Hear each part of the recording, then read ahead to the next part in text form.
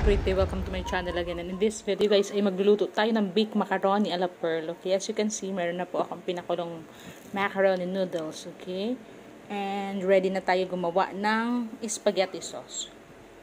Okay, so bumili ako ng Italian style. I have a pure olive oil guys, and I bought meat. Okay, that's 200 grams of meat na yan guys, ground pork. Tapos guys, kailangan ko din ng Nestle cream. Kailangan din ng Nestle cream, all-purpose cream, the ground pepper. Okay, and we need also the garlic. Okay, ayan guys, chopped garlic. You can also mince that if you have a mincer, okay, or using your butcher's knife. Okay, we also have here the onion, chopped onion. Okay, and optional broth cubes, pork broth cubes. Okay, optional din, I also bought tomato paste para maging yung kulay matingkad ba. And I have two kinds of cheese, the Eden cheese and the quick melt, the Danes. Tingnan natin kung alin yung gagamitin ko sa dalawa, or both, wait, not, diba? So ay may langaw siya, sorry. And yun nga guys, start na guys, luto na tayo. Quick and easy lang naman tong baked macaroni guys diba? So ayan guys, magpainit na guys ng pan. Magpainit na ng lutuan. So, ayun, as you can see, painit na kayo. Nilagay yung olive oil and then lagay yung bawang kapag mainit na yung mantika. Bawang, sibuyas at saka yung ground pork ilagay na. Okay? Sabay-sabay nang ilagay. Sunod-sunod na palang ilagay, sorry, kapag mainit. So, ayan guys. Ginamit ko na nga pala guys yung bago kong kutsara na para kay Shasha. Sabi ko, subukan ko tong itim na to. Hindi ako sanay sa ganyang silicone malambot Mas sanay ako dun sa wooden. Okay lang naman kasi nga, 'di ba, ang niluluto kay sauce. So, kailangan natin may pang-scrape sa sauce habang niluluto siya. So, okay naman yung ganyang silicone. Para nasisimot sa paligid. Okay? So, I already put the onion guys. And next, I'm going to add the ground pork. Okay, so ayan guys, luto na ang ating onion. Ilalagay na natin ang ground pork. Nga pala guys, yung ground pork, hugasan maigi guys. Okay?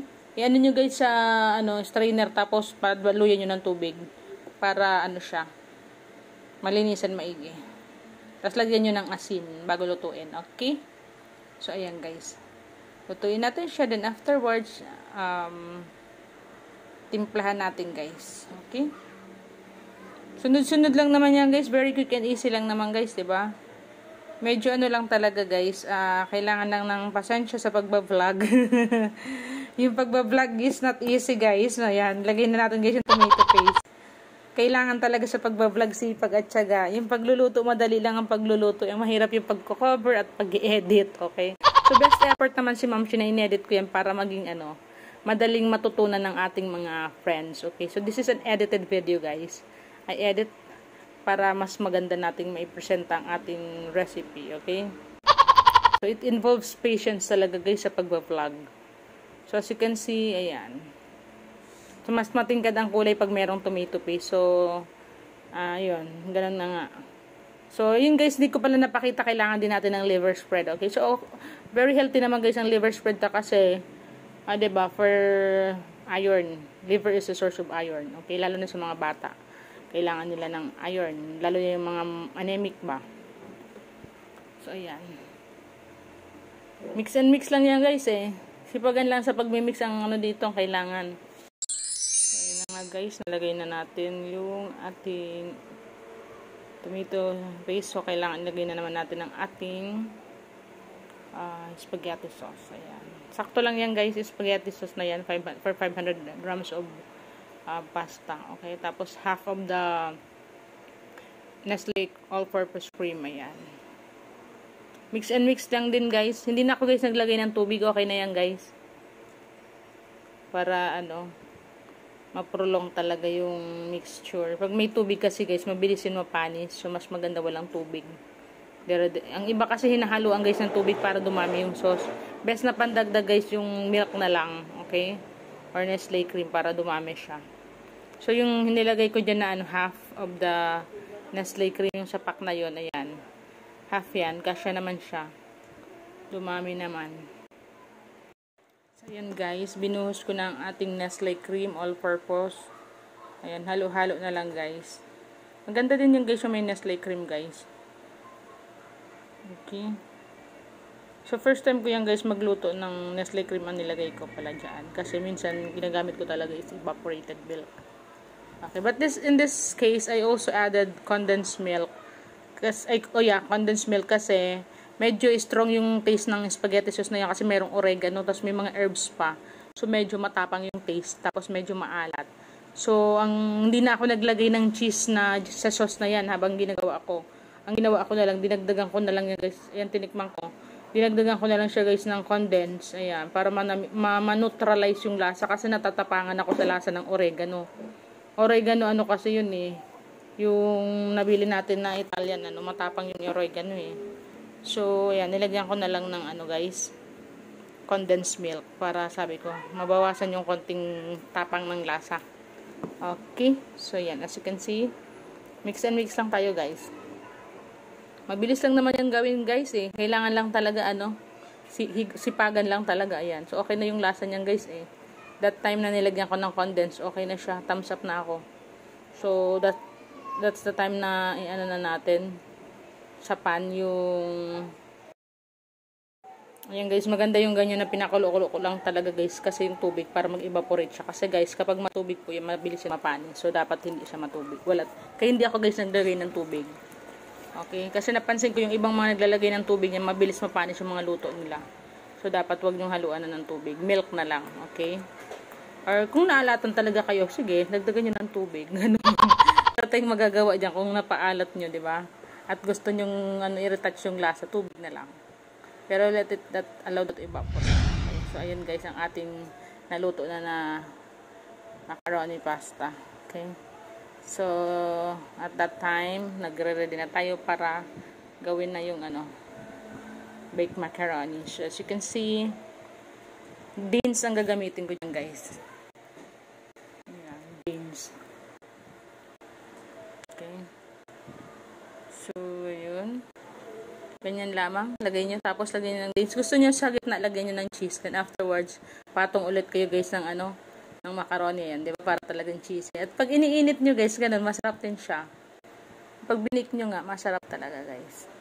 May ibang diskarte naman yan guys. Niluluto din yung cheese. Nilulusaw. Tapos, ilalagay sa surface. So, ako, direct na ako eh. Di ba? So, as you can see, ganyan na lang siya guys. Simpleng ano-ano lang guys. Yan, direkta na. Malinis yung kamay ko guys. Kinamay na lang yung cheese. That's the cheese guys eh. Yung quick melt cheese yan. Okay, yung ede naman nilalagay ko na lang yun sa spaghetti na hindi bake. So ayan guys.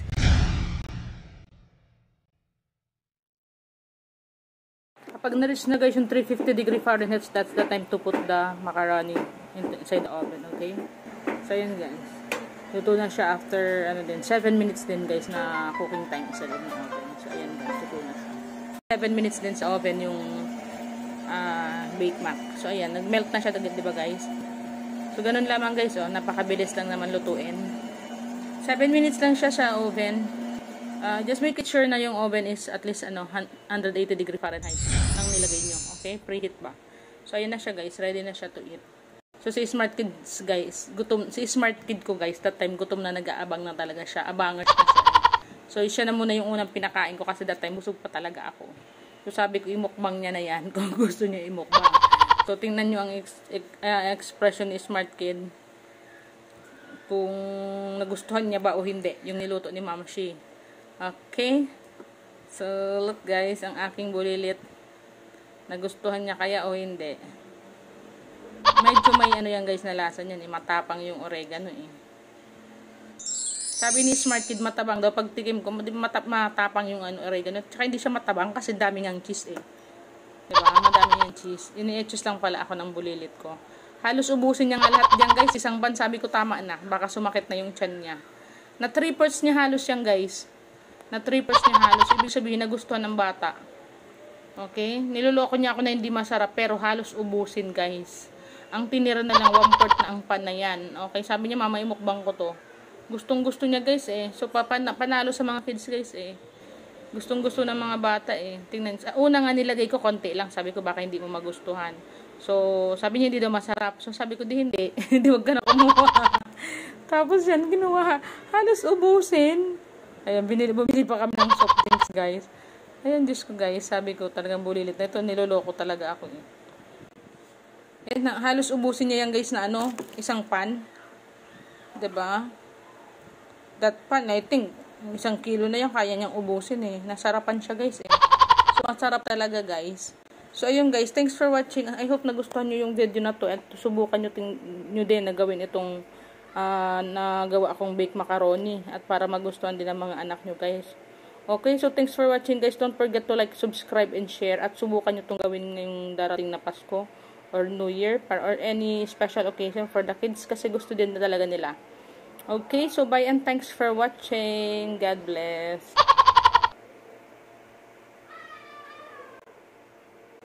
Like and subscribe and share.